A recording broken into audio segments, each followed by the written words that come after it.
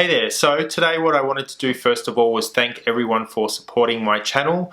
That support has earned me some money which I've used to go out and buy new equipment. So I've got a new tripod, camera and lens, as well as a new microphone, and hopefully this will improve the quality of material that I give back to you guys, so thank you once again. I also wanted to show you how I use my modeling wax today. So I've shown you how I make it, but what I wanted to do is show you the process of sculpting with it. So what tools and materials I use to manipulate it, as well as the materials that I use to finish it off. So add vein work, add the glossy sheen, and add color to it as well. Hopefully get something from this and enjoy. So what you'll need to create this is just a mixture of modeling wax. I've got a recipe for this on my channel. It's just beeswax, Vaseline, and a bit of coloring. You'll need some cling film or some plastic wrap. This is just an old lunch bag that I've cut up, and you'll also need a permanent marker just to trace the outline of the sculpt. You'll need a mixture of sculpting tools, so I've just got some dental sculpting tools here, a regular makeup spatula, and I've also got a couple of cake decorating tools. These are for smoothing out fondant. You'll need a mixture of sponges, so I've just got some upholstery foam and a regular stipple sponge here, just a fine grade one. You'll need some petroleum jelly as well, so this is just to smooth the wax out. Before I begin any sculpting, what I do first of all is have a look at some anatomical references. So this is just an anatomy atlas here. I'll work on my hand today because that's obviously easy for me. But what I want to do is just go through and have a look at some of these images here and decide exactly how far deep I want to go.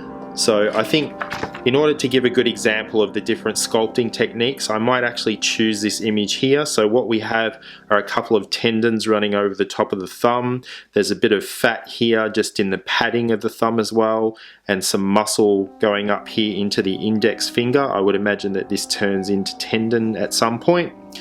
And then I guess this is a good mixture for me to show you the different techniques that I use when using the modeling wax. When you're happy with the area that you've chosen out of the anatomical reference images, grab the plastic and the marker and then just lay that over the top. So what I want to do is I want to create a template for myself to make sure that when I'm sculpting with the wax, I don't create something that's too large and looks unrealistic when it's applied to the top of my hand. So what I want to do now is just go in and roughly trace the width of my thumb, and then going up the index finger slightly as well. And I can just hold this over the top, or I can actually use this to sculpt on top of. And then also just draw a couple of lines in here to indicate where the folds and the joints are in the fingers as well. Once you have your trace, what I normally do is transfer that to a flat sculpting surface. So just below here I have a tile, and I'll use this as my guide to roughly block out exactly how big this will be on top of the tile.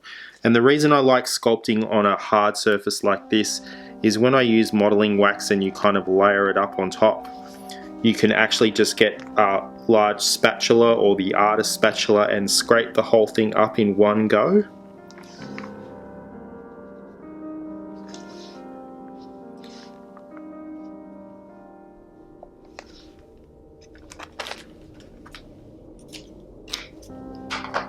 Now you can begin taking the modeling wax and actually sculpting some of the parts.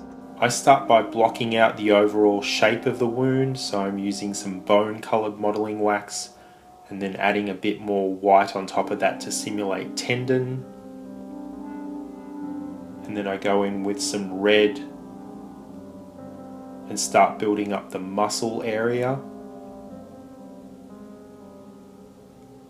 This part of the process is just about building up the overall shape. It's got nothing to do with texture at this stage. Once I'm happy with the general shape of it, I go with my sculpting tool and refine it a bit more, and then I begin adding in texture for muscle and tendons.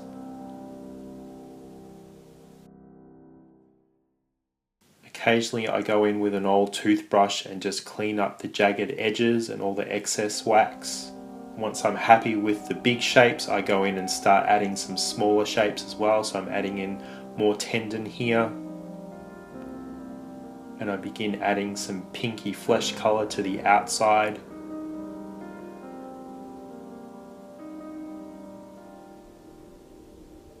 And then just to add a bit more definition, I go in and put some paler colors in over the top of the muscle. Occasionally go in and clean up the edges of the sculpt as well. You want them to be thin so that they blend out to your skin more naturally.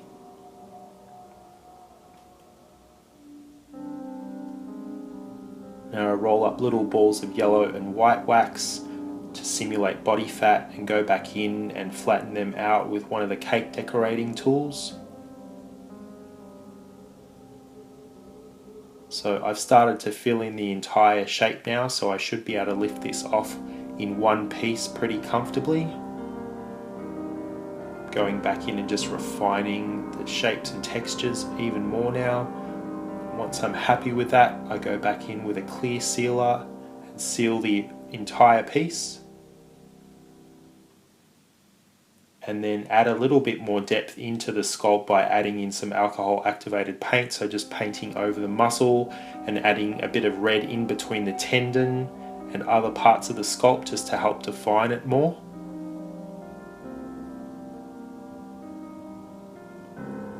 And then the final step is to add the veins and capillaries, so just pulling apart some red yarn and placing that over the top of the sculpt, and then sealing it back in with some of the clear sealer that I used previously. And you can go back in and trim the rough edges of this stuff at the end as well, so it's not sticking out past the edges of the sculpt. And then I use pinky scars as the final step, just to add a bit of sinew and fatty material.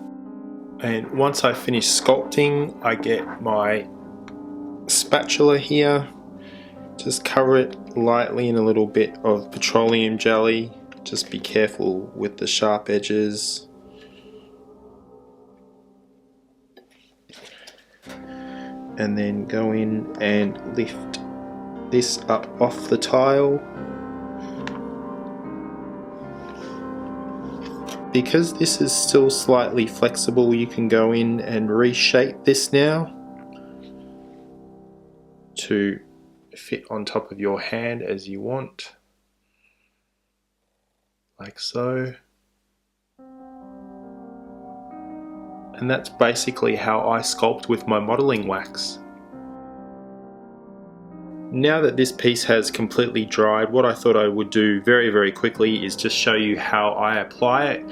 If you wanted to look at the actual details of application, just look at some of my other videos, because this technique is pretty much identical. The only thing that's different is gluing this piece down first and then surrounding the outer area with wax. So I'm just adding some worms of nose and scar wax to the outside to simulate the cut skin. And then I do that all the way around the outside of that wound.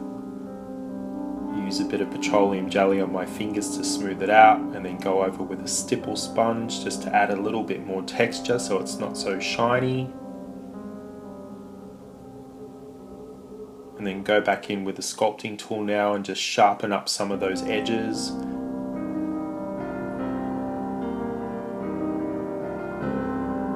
then keep going back over with the sponge just to make sure that you get rid of any excess petroleum jelly.